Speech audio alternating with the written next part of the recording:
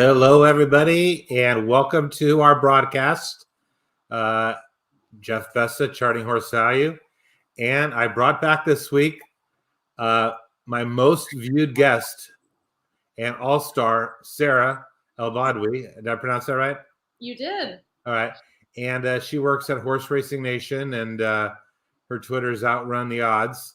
Sarah, go ahead and tell us a little bit about yourself. I know it's the second time on, but maybe we got some new viewers. Yeah, I didn't know that I was your most viewed guest, so that's exciting news. I think you were.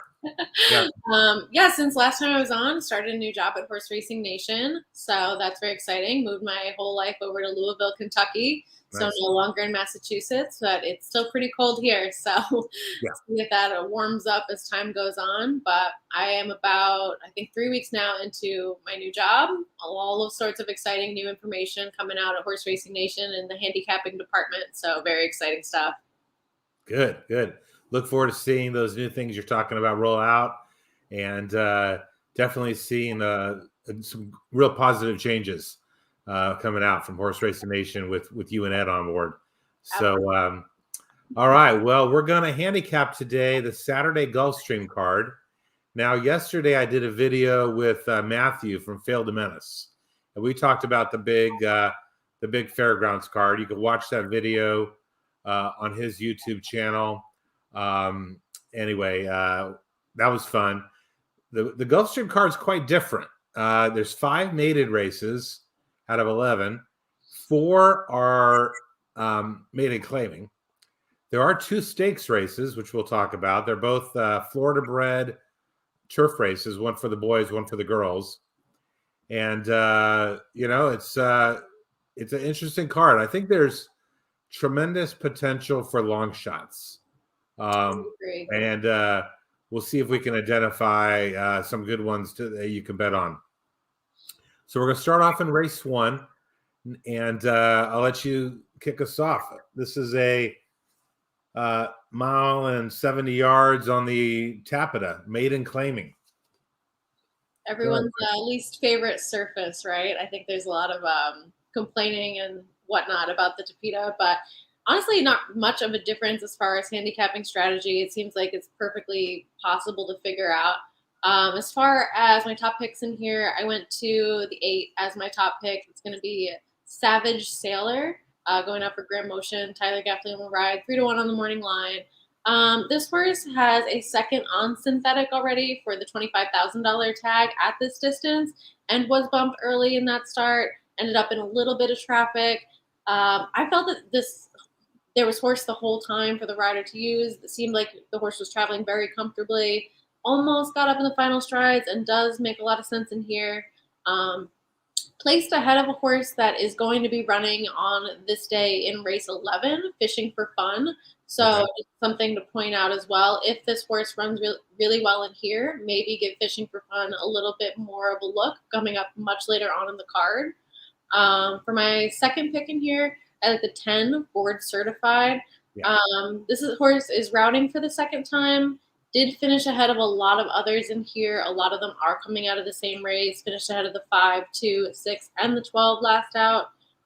Will sit a little bit closer than the 8 Savage Sailor in here if he can angle over a little bit early on from post 10. There was slow pace as far as that race that a lot of them are coming out of. And then my third choice is going to be the 3 Classic Film. This is the first time gelding who was second last out, is first off the claim. That horse was wide the whole time in his last start. Did finish ahead of several others in here as well. A lot of these horses are getting Lasix for the first time since they are newly turned 3-year-olds, so that can make a difference. That horse is 7-2 on the morning line. So don't see a ton of long shot potential in this first particular maiden claiming event, but I think that you'll get a lot more value as the card goes on. Okay. So I don't know if I'm going to show you this every time. Uh-oh. Let's try that again.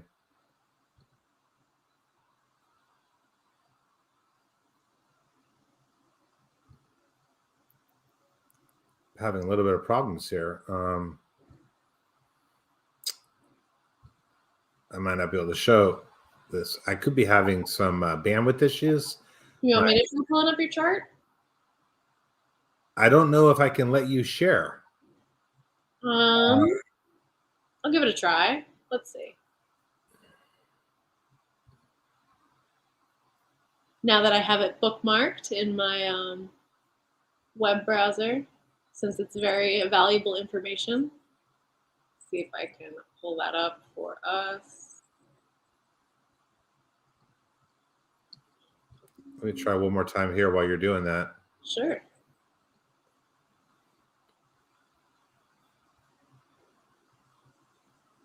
And by the way, my charts can be found on my website, chartinghorsevalue.com, and there's a free page. And on the free page is the Gulfstream card. Okay, I'm having a problem sharing documents. That's fine. No problem. Actually makes it easier. And I won't share anything today, but pull it up. Pull up the charts, pull up your PPs, and I'll be talking to it, okay? So Sarah mentioned the 8, 10, 3, all very logical picks. The 8's on top of my sheet, the 3's in third, and the 10's in fifth. I'm going totally different direction, all right? So I am going number one on, let's see if I can pull this up here and talk to it a little bit. All right. So first of all, I'm going number one. All right. Now, Dakota, I have a feeling that this first time LASIK for all these 3-year-olds could have massive implications. But what I like about this one, obviously extremely modest connections. The trainer is 2 for 140. And the jockey is, I don't think the jockey's won a race yet. Okay. So this is going to be a gigantic long shot. But he's making third start lifetime. And he ran pretty good in that last race. He ran fourth out of a field of 9.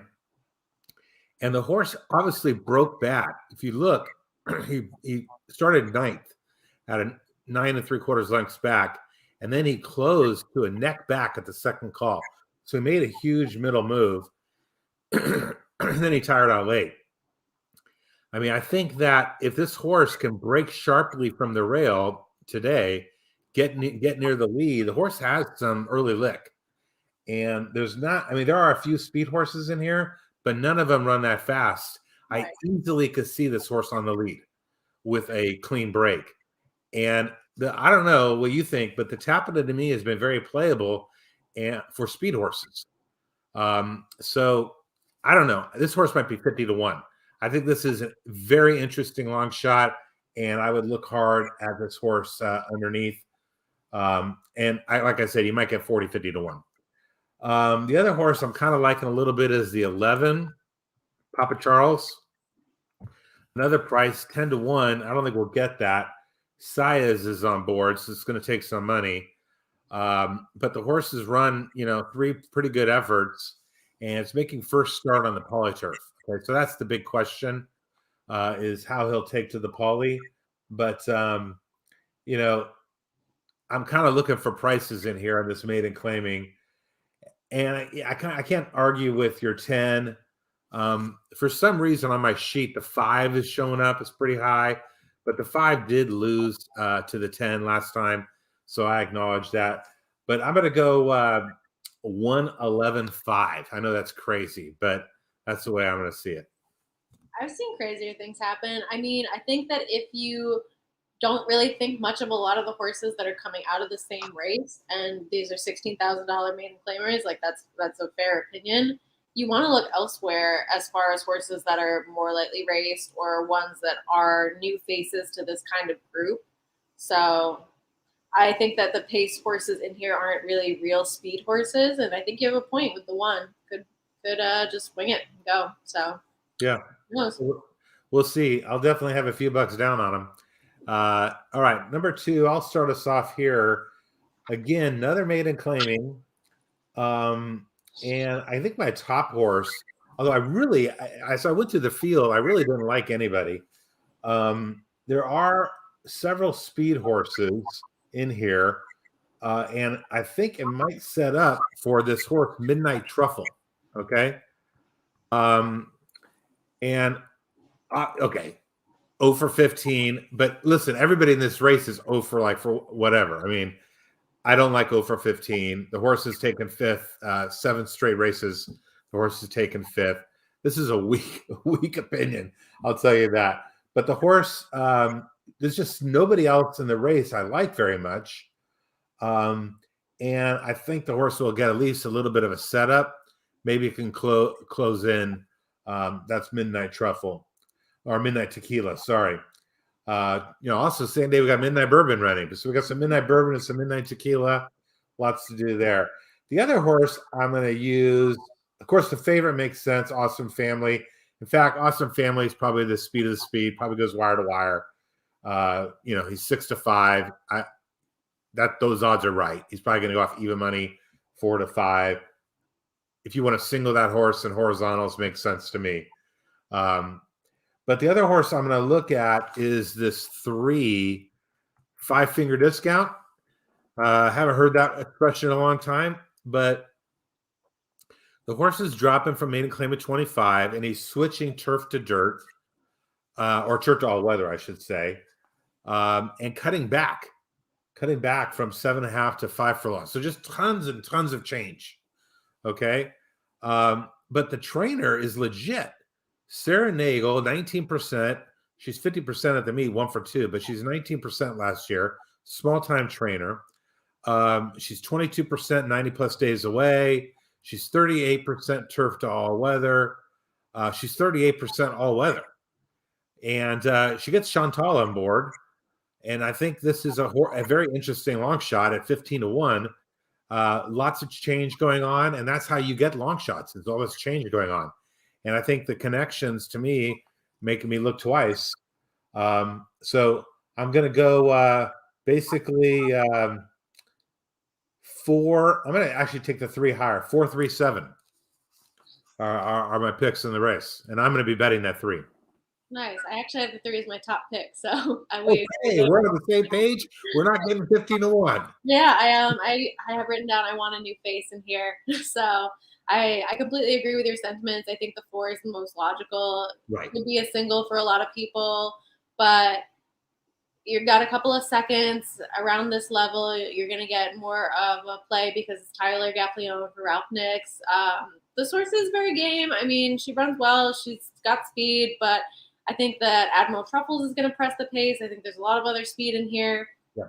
Whether or not she is like the speed of the speed, maybe she is, maybe that's the intent, but I think that you want to look for a closer in here. I don't know that is 5-finger discount, but I want a horse that's trying a bunch of new things for this first time, just like you said, and I would much rather take a chance with a new face in here than one that I feel like we've seen enough from at this level who's going to be a short price. So completely agree on that. Yeah, that 3, I mean, the 3's coming off a 9-month layoff.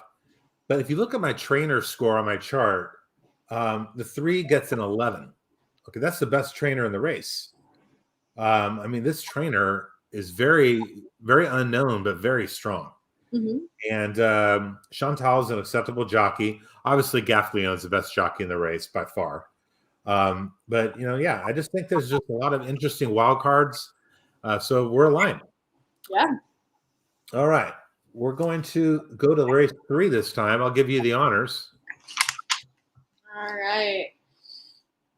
Race 3, we have fillies and mares, 4-year-olds and up, claiming price of $20,000, mile on the 16th, another race on the synthetic. I went with the 2 in here, Starship Malamar. This horse won at this level and distance, 3 backs, going synthetic, then did try the turf 2 times in a row. But now she's getting back to what seems to be something that she excels at and prefers. She's going to stalk or sit up close, so that's a little bit of an advantage as well. 6 may be a little bit faster, but she did win pretty easily the last time that she was on the synthetic, so I give her a little bit of a look at a 6-1 morning line over the horse that's going to be favored in the 2-1 Lido Key for Tyler Gaffleone and Mike Maker, who is switching over from the turf. Mike Maker is 9% turf to synthetic. And the horse is dropping back in for a tag. So if this horse is doing so well on the turf, then why are we putting this horse in here on the synthetic in for the $20,000 tag? Might just be to collect a win, but significant drops like that always stand out to me as kind of a question mark and make me wonder, okay, is something going on with the horse where they kind of just want to take their losses and move on and make room in the barn for someone else? Or is it really just like dropping in to win? And I think that sometimes it could be either or. You can't necessarily make an assumption, but you do have to at least ask the question. And then the 6 appointed makes a lot of sense in here. First off the claim for Bobby DeBona. He's 9% first off the claim. The horse does have early speed, coming in off a win on the synthetic. Doesn't need the lead though, and Hernandez does today aboard, so that's always something I look for if the horse is going to new connections and the jockey still stays aboard. So those are the main 2 I like in here, the 2 and the 6. Nice pick. I looked hard at that too, and I really liked your angle there, coming back to the all weather where he won, and he's won twice. Both times he won was at the $20,000 level. So I like that. I really don't like Lido Key. Lido Key for me is a toss. Yeah. And that's what makes this race quite interesting. I have a tough time picking between the 2 horses I liked. I like the 4 and the 6. I guess I'm going to give slight preference to the 4, who's a little bit longer odds, coming off 2 wins. Got claimed in back-to-back races. And it's not a claim back, but the horse is obviously healthy, running well, got 3 wins and 10 starts. And anyway, I like that 4 a lot. And then you already mentioned the 6. I like the 6 as well. Those are my top 2. And if I went a 3rd horse, I would use your 2, Starship Mallory, or whatever the name is. But I'm going to take a 4-6. I like it. I looked at the 4 a little bit. Of course, you like horses coming in off wins, but it does make a lot of sense in here. And might be a horse that has a different running style that complements the rest of the field if the 2 and the 6 are going at it early, which I don't necessarily see, but they'll both be up close, and this horse will want to come from a little bit further back. Yeah. Good. We're rolling through this. We got 11 races. I'm happy we're moving quickly. Right. Race 4. Thanks for reading those conditions. This is a 1 1/8 Sunshine Turf, $75,000 stakes for 4-year-olds and up. Florida breds. All right. Now, this race looked very formful to me. I gave you 2 gigantic long shots in race 1 and race 2. I'm not seeing it this race. My top horse is, by the way, it should be noted that this race is Lasix off. Okay. And I think that's quite significant because there's most of these horses in here have been running nothing but Lasix, and we don't know, they could regress. But there are a couple that have run without Lasix, and that's Shamrocket and Max KO. I think those are the top 2 horses in the race. They're also the chalk. I'm going to go with a slightly longer shot, Max KO. He fits the race really well.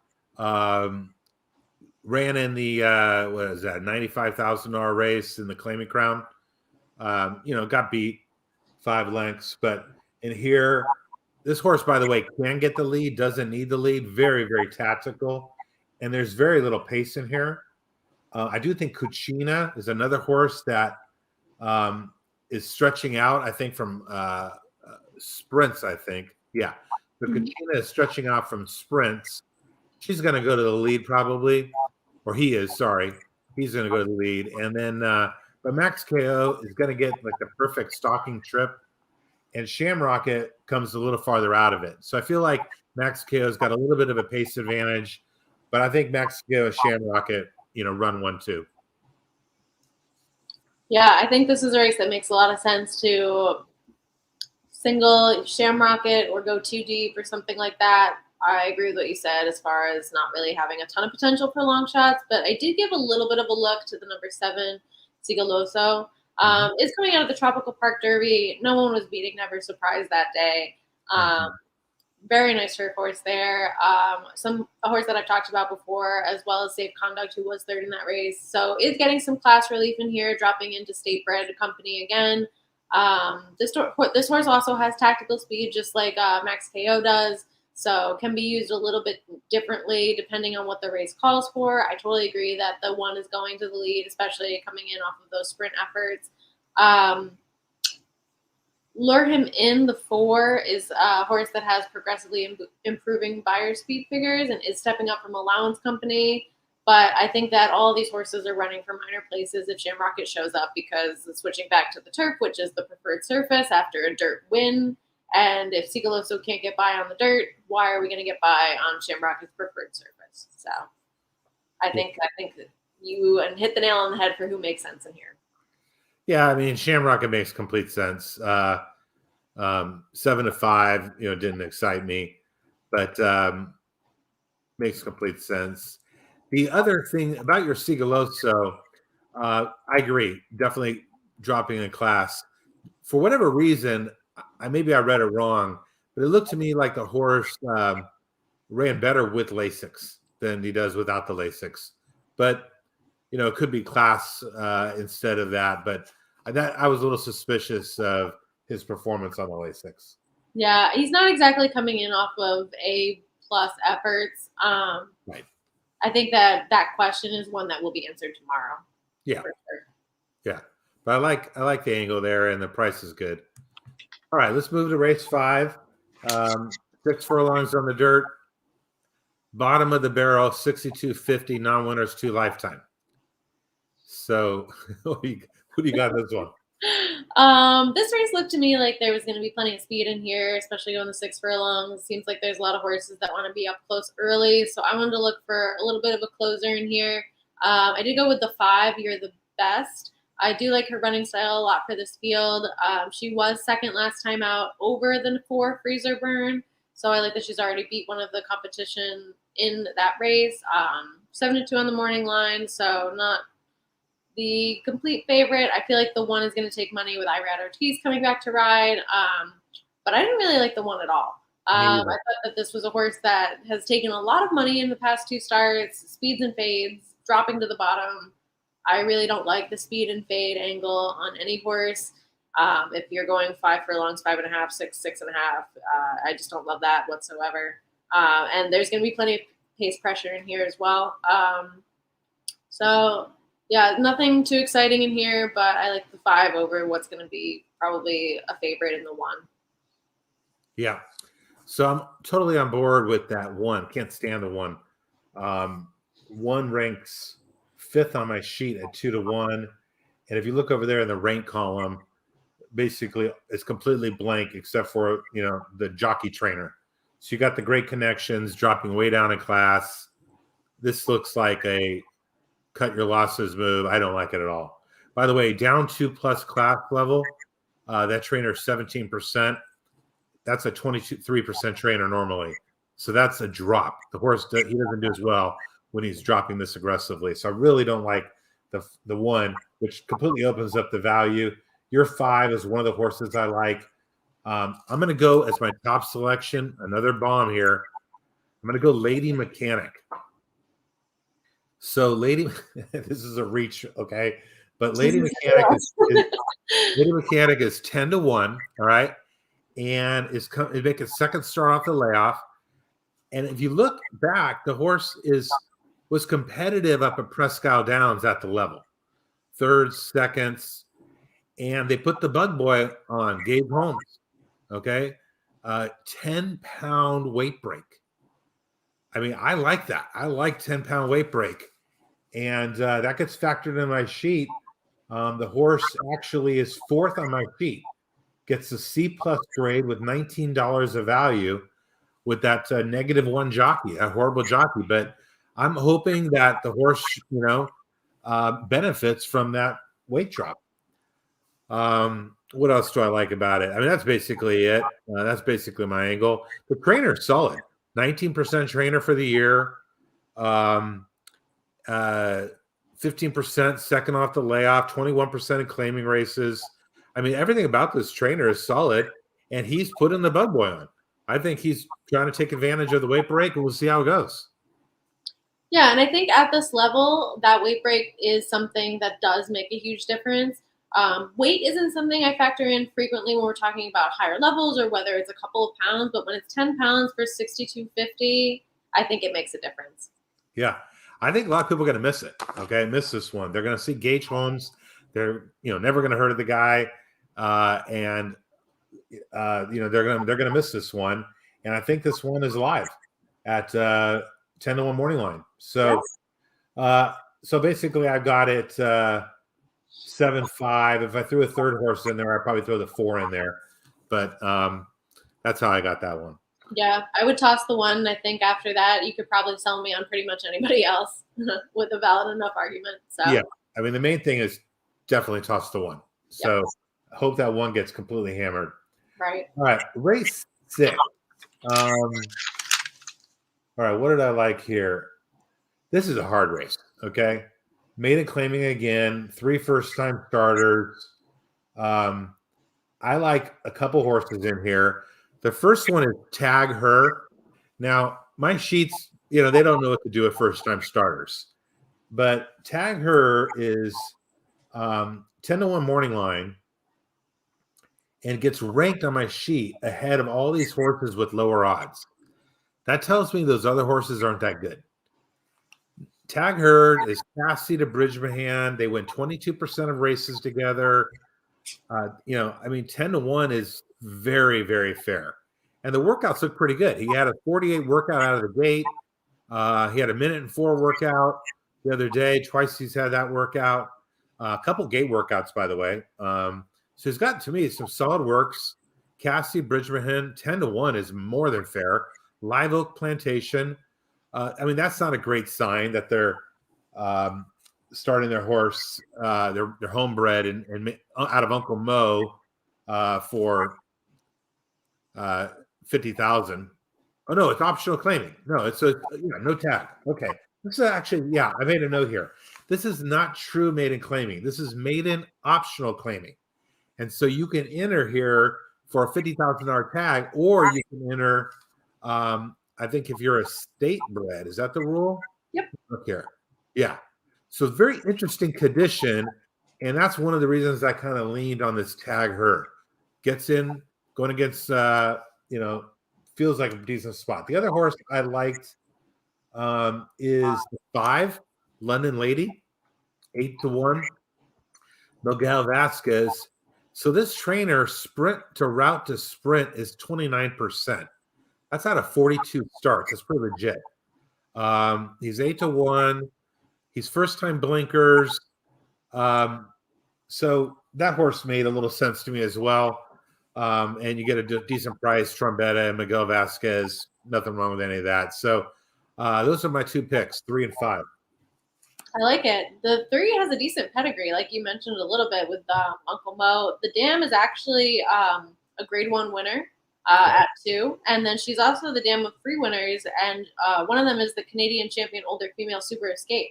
So this horse has plenty of pedigree, and I think at 10-1, since she is in here protected, since she is a Florida bred, I think makes a lot of sense because of the ones that have run, you're not getting significantly live horses, so it seems. One of the ones that has run that I gave a look to was the number 4, Miles of Smiles.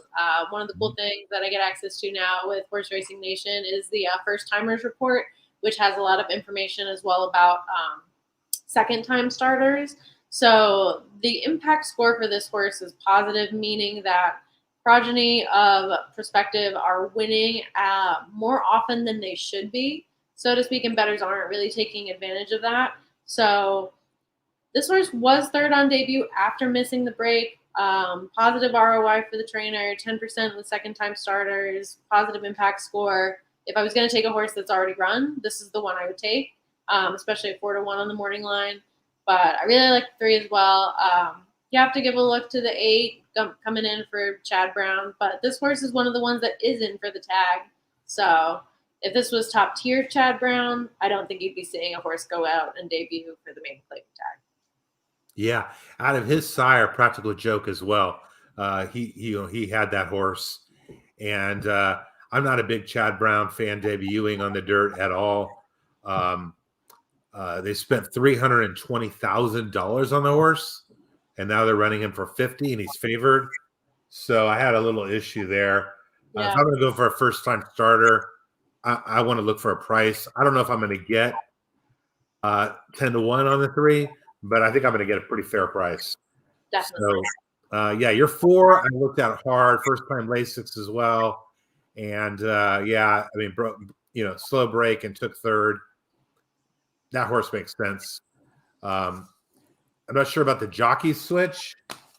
I'm not sure what the intention was there. It seemed like Corey, did a decent job there, but that was the one negative. But other than that, he made sense. For sure. All righty, we're moving along. Race 7. Doing great. All right. You're going to start us off on race 7. Sounds good. This is an allowance optional claiming race. 3-year-olds, we're going 7.5 furlongs on the turf. You have a horse in here coming out of the Breeders' Cup Juvenile Turf. Yeah. The controversy of that weekend, of course, with Modern Games and all that. And yes, it still makes my blood boil a little bit. But anyway, coming in from that race, 3-year-old debut makes a lot of sense, getting a lot of class relief in comparison to a field like that. However, I was interested in going elsewhere because that horse is going to be a short price, and rightfully so. But I was a little bit interested in the 3, Wicked Fast, coming in for Jorge Abreu. This horse is 12-1 on the morning line, stepping up after a maiden win, first off the claim. So the horse is stepping up significantly in class. However, in that maiden race that he won, he was going wide. The pace was holding together. The top 2 separated themselves significantly from the rest of the field. And the horse that finished second, just by a little bit, that was the pace setter in there, Spetro, did come back to win versus Open Company. So that horse also stepped up to a maiden special weight and won. So I think that shows a lot of class in that maiden claiming field, and the fact that this horse beat one that did come back to win over Open Company that wasn't in for a tag gives me a little bit of interest coming in here. Maybe not to win, but definitely for a piece of it at a pretty big price, because I feel like the 5 and 6 are going to take all the money in here.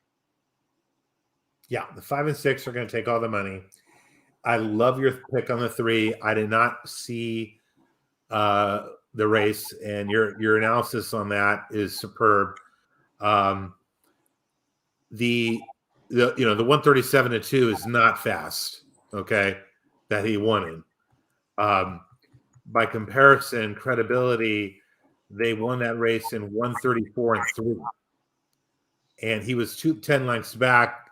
Probably wasn't even persevered with, meaning he was coming in around 136-3. And then before that, he ran very credibly in the Bourbon, ran a 143-3.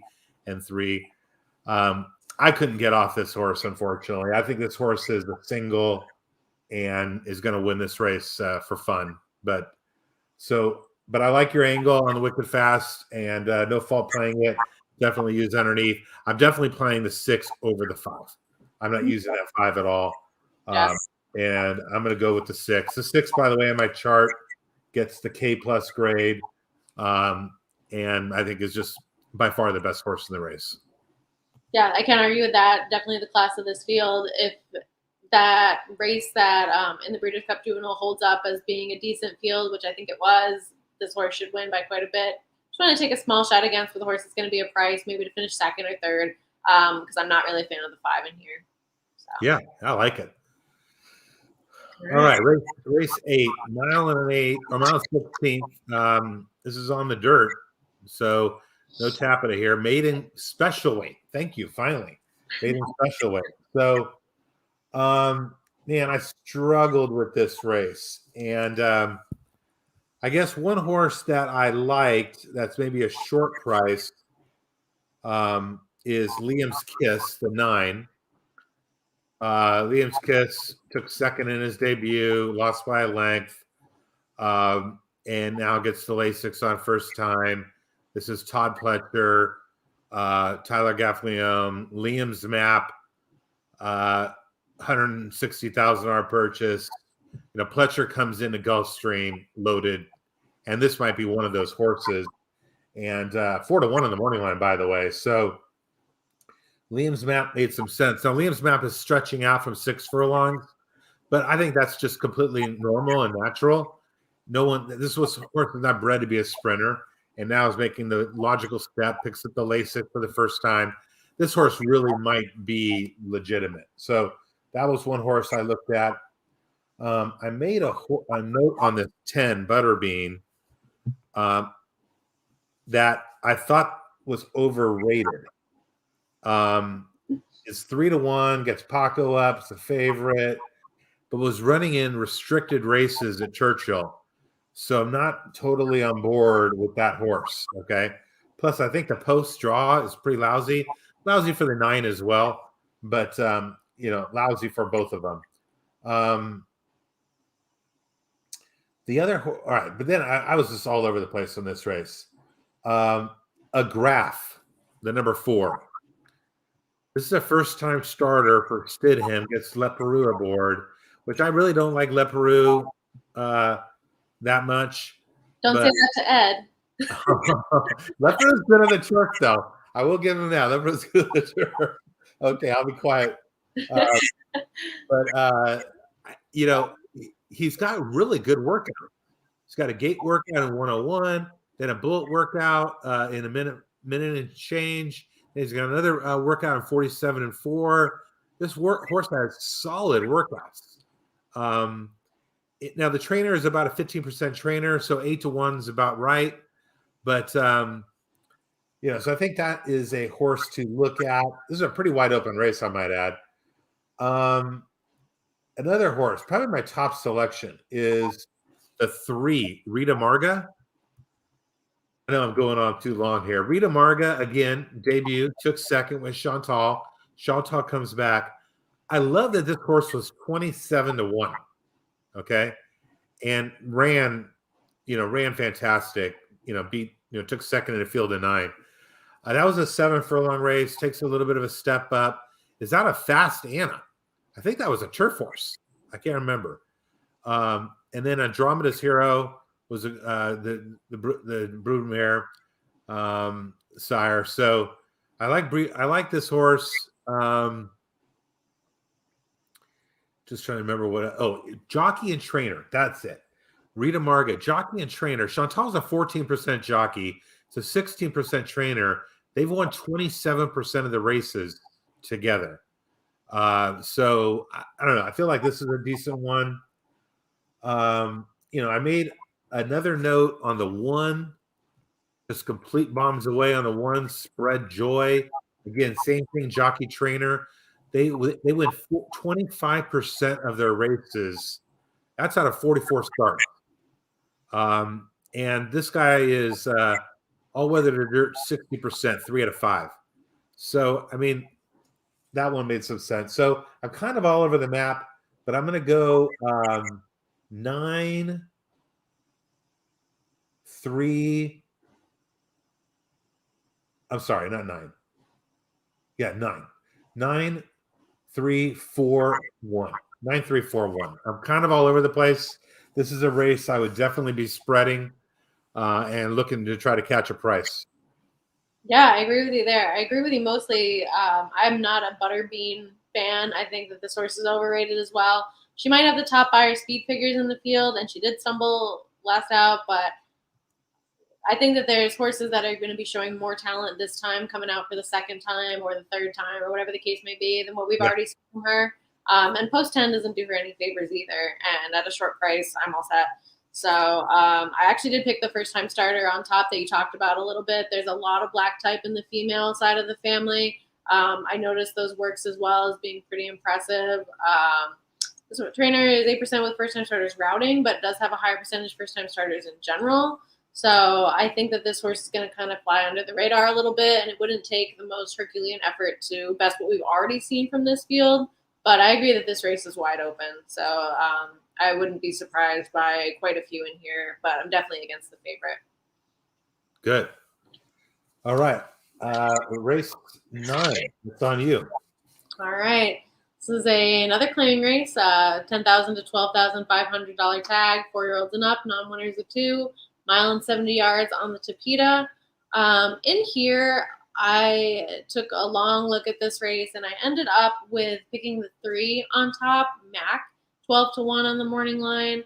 This horse is coming off a win, third start on the synthetic at this distance, which I really like in a field like this where it's lower level horses. So we already have a win on the synthetic at the distance. Kathleen O'Connell is 22% on the synthetic, so that's a great stat. On the Chipita, I just didn't really love anyone too much in here, especially the 12, who's going to be breaking all the way from the outside and 7-2 on the morning line. I was just kind of tired of seeing a lot of these same faces not really do much. So I wanted to take a little bit of a newer one, doing something else. And another horse that kind of fits that profile to me is the number 4. Horse that's fairly lightly raced, putting the blinkers on, first time synthetic.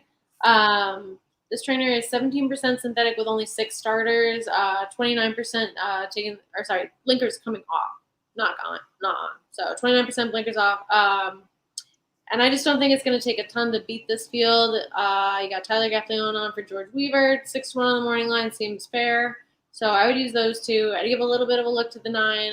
2 third-place efforts on the all-weathers and running consistent figures. So at least the horse is showing up and competitive at this level. But I'm definitely against the shorter price horses in here. Yeah, I totally align with you on the 12. The 10 is a little bit interesting on the form cycle, but I'm with you. I'm not going to use the 10 either at 3-1. The 3 makes sense, so I'm going to have third in my picks, but the 3 makes sense for the reasons you have. The top 2 I have is the 8 Impressive Speed, who gets a spot play designation with the B+ grade and $15 of value. So let me look at that horse's past performances, remind me what I liked. But Impressive Speed, 1 for 12, that's a little concerning. But second coming down from Woodbine and gets Paco. Trainer's 21%, of course Paco's 23%. And Paco's ridden only for him 3 times. So I have a feeling this horse is ready to run pretty big. There's very little speed in this race. The 5 will show some speed. The 7 will show some speed. But I'm really not impressed with their speed at all. And that got me thinking about this 2.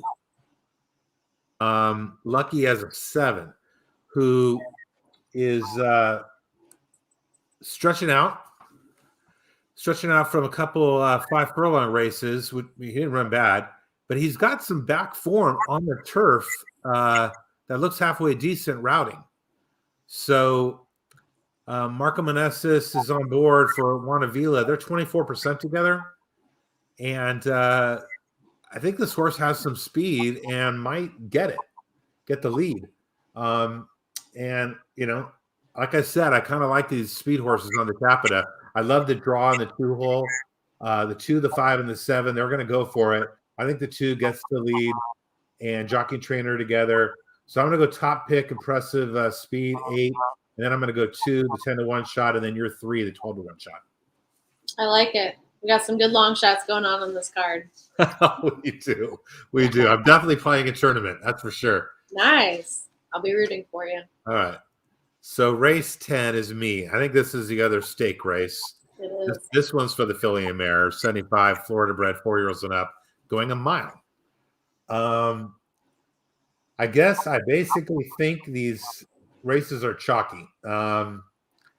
There's a couple speed horses in here, so I think the pace will be honest but not blazing fast.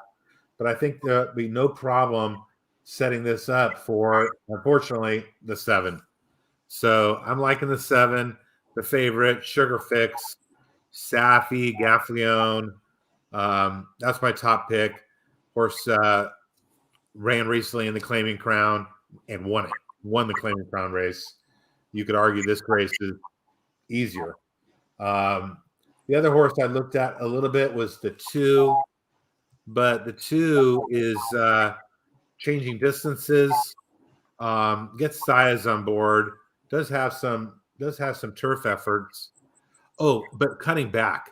So this horse is mile and a quarter, mile and 3/8, mile and 3/8, mile and a quarter. I just don't know that this horse really wants to go a mile. So I think we'll have too much left to do. He's not going to get there. I'm going to stick with the 7, Sugar Fix. I like it. I agree that the distance we're going of the mile may not be the preferred distance at all for the two, but she did actually break her maiden at the mile distance, and is dropping after 2 grade 3 attempts. So maybe it's a little bit of class relief. I can't argue with you about the 7. I think she's got tactical speed, and she's going to be in a great position, kind of picking and choosing her spot coming out of the 7 hole in a bit of a smaller field.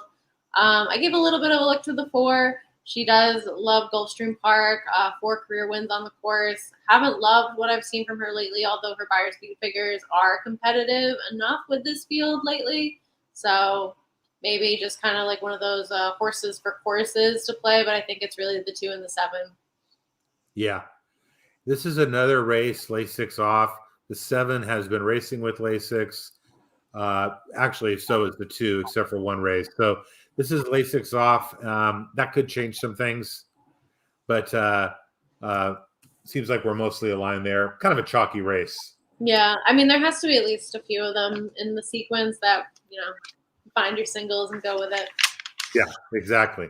So 7 seems like a single to me. But I think the 2 is scary. But I don't know. I know the maiden effort was a mile, but and I looked at that, but the pedigree is Amira's Prince out of a Distorted Humor broodmare sire. I've never heard of Amira's Prince, but it's an Irish sire. The horse probably wants to go long. That's just my gut feel. So, all right. Anyway, race 11 is on you. All right, last one. Another maiden claiming event, $30,000 to $35,000 tag. 3-year-olds, mile and 70 yards, back to the Tapeta to end it. This is the race where I have a huge bomb, and that's going to be the number 10, Glory and Victory, 30 to 1 on the morning line. Wow. And the reason I'm a little bit interested in this horse, trainer gets 10% synthetic out of 96 starters, so a pretty significant sample size to choose from as far as horses running on the synthetic surfaces. This horse is dropping in class. This horse does have a bullet work on the 15th going 5 furlongs, and that's not necessarily something you see a lot from horses of this level. So I just didn't love anybody at all in here. It seems like there's going to be a significant amount of pace on with Fishing for Fun, with Millennium Condo, with Sir Samuel possibly going up towards the front. So I'm just a little bit interested in something crazy to happen in here, and I picked that horse to be the one to do it. I think if you're looking for a horse that makes a lot more logical sense, that would be the 7 Beloved Warrior, coming in for the maiden claiming tag for the first time. Saffie Joseph Jr. is 36% maiden special weight to maiden claiming, 25% turf to synthetic. Blinkers are going on, so a lot of changes for this horse, and could be enough as a new face to this group. But that horse is going to take money, and I'd rather take a shot with a long shot in here. Yeah, I looked at this race forever. Very hard race, and no way I'm going to take a short price in a very hard race. Now, on top of my sheet is the 7 Beloved Warrior, gets a K+ grade. But when I look at the efforts, I know he's dropping from maiden 60 for Saffie, and Saffie is 35% maiden to maiden claiming. Gets Gaffleon back on. I mean, everything made sense about this 7. Gets the K+ grade. It's fast, huge drop in class. But the efforts have been just very poor. Okay. And, but I'm not going to, that horse deserves to be favored. Fishing for Fun, is the other horse that made sense. But the horse is 0 for 7 and is had chances at the 11 at the level and failed. The 10, your 10, I had to look twice because I had to look very hard at that 10. I guess one thing, I'm not going to talk you off a 30 to 1 shot, but I'm actually skeptical when claimers run a bullet. So I get a little skeptical. They're running dropping and claiming and running a bullet, that they're just trying to sell the horse, but maybe not. I'm going to go with my top selection is the 12, although I hate the post position. Catamumbo. Also, by the way, same trainer as your 10. Mm-hmm. Okay, that's an interesting thing. An 11% trainer. Now this horse is 6-1, making third start lifetime. Ran really well at the level. That first time on Polly, second 3/4 a length back, and he was bumped at the break. And the horse that took third in that race, KC Chief, won the next start. So that is pretty darn good that he, beat a winner. So I think this horse might be ready to graduate. I don't like the post draw of the 12. There are 3 first-time geldings in the race. The 1, the 8, and the 9. You're not going to see that every day. The 8 is a horse I looked at making second lifetime start, got claimed off Danny Gargan, and got claimed by Aubrey Marat.